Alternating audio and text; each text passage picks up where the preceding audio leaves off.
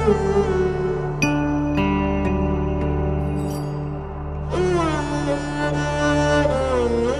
রেখা, আমার আন্তরিক স্নেহ ও ভালোবাসা জানি।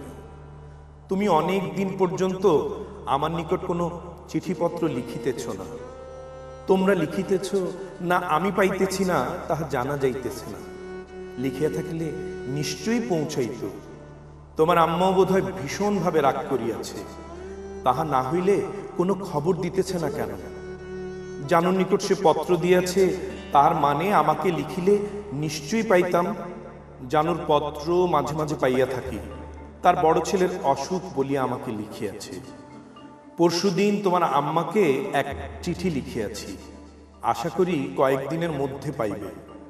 মা রেখা, তুমি কিছু লেখাপড়া শিখিয়াছ, তাহাতে তুমি অনুভব করিতে পারিবে যে স্বাধীনতা আন্দোলনে অনেক কিছু ঘটিয়া থাকে, আর সে আন্দোলনের মুখে আমরাও আসিয়া পড়িয়াছি। তাই বহু রকম বিপদ কাটাইয়া উঠিতে উত্থান পতনের ঝুঁকি সহিতে হইবেই। তাহাতে আমি একা নই, লক্ষ লক্ষ লোকের ব্যাপার। আশা করি তোমরা ভাঙিয়া পড়িবে না। আমার ছোট মাদিগকে আমার অনুপস্থিতির কথা বুঝিতে দিও না। তাহাদের শারীরিক সুস্থতার প্রতি লক্ষ্য রাখিও এবং স্নেহ মমতার মাধ্যমে যাহাতে তাহারা দিন যাপন করিতে পারে তাহার প্রতি দৃষ্টি দিও। তোমার আম্মাকে চিন্তা করিতে বারণ করিও। তোমাদের লেখাপড়া রীতিমতো চালাইও।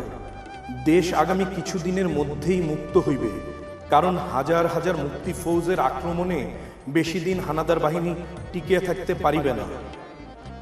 ছোট ভালো আছে, সে তোমাদিগকে দেখার জন্য অত্যন্ত উদ্গ্রীব। সুযোগ পাইলে দেখা করিবে।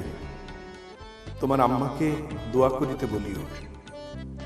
আমার নামাজ রোজার কোনো অসুবিধা হইতেছে না, সব কিছু পালন করার সুযোগ আছে। খাওয়া দাওয়ার কিছু অসুবিধা থাকিলেও চলিয়া যাইতেছে। ঈদে তোমাদিগকে দেখা করার ইচ্ছা পোষণ করি, বাকি খোদার মর্জি। তোমাদের সাথে দেখা করিয়াছিল কিনা নওমকে পাঠানোর কথা অবস্থা বুঝিয়া পাঠাইয়া দিও। না পাঠাইলে খুব সতর্কভাবে থাকিতে বলি। শহরে বা বাড়িতে যাইতে নিষেধ করিও। সবকিছুর আশা ছাড়িয়ে দিতে বলিও। সময় সুযোগ থাকিলে সবকিছু হইবে বলিয়া আশা রাখি। মানুষের রিজিক আল্লাহর হাতে। আমি শারীরিকভাবে ভালোই। তোমার আম্মার শরীরের প্রতি লক্ষ্য রাখিও।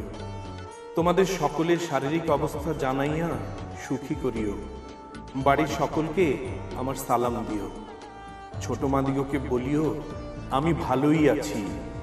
আমার কাপড় বিশেষ না থাকিলেও শীত কাটানোর মতো ব্যবস্থা কোনো রকমে করিয়া লইতে পারিব। তোমরা যেন কোনো অসুবিধায় না থাকো, এখন আর না। সকল মায়ের প্রতি সমান দোয়া রহিল। ইতি তোমারই বাবা।